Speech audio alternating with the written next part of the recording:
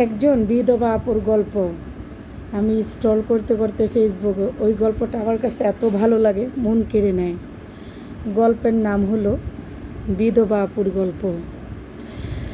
উনি ওনার হাজব্যান্ডকে প্রতিদিন বলতো, তুমি কাজ থেকে এসে তোমার এই কাজের শার্টটা তুমি খাটের উপরে রেখো না, তুমি বাথরুমে রাখবা। কিন্তু 20 বৎসর ধরে সে একই ঘটনা করতেছিল। সে বিরক্ত হয়ে অনেক ঝগড়া করত, কিন্তু তার হাজব্যান্ড যখন মারা যায় তখন সে প্রতিদিন এই অপেক্ষায় থাকে যে তার হাজব্যান্ড আবার কবে বিছনাতে ময়লা কাপড়টা রাখবে আর তার সাথে ঝগড়া করবে। কিন্তু সে তো আর তার হাজব্যান্ডকে পায় না।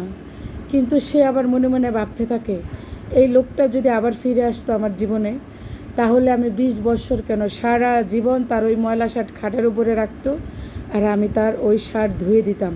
কখনোই আর ঝগড়া করতাম না যে তুমি এখানে আর তোমার ময়লা শার্টটা রেখো না। গল্পটা শুনে অনেক খারাপ লাগছে, খুবই হৃদয় বিতারক। তাই হাজব্যান্ডের সাথে খারাপ ব্যবহার করেন না, ভালো ব্যবহার করেন। সময় থাকতে সব কিছু বুঝেন।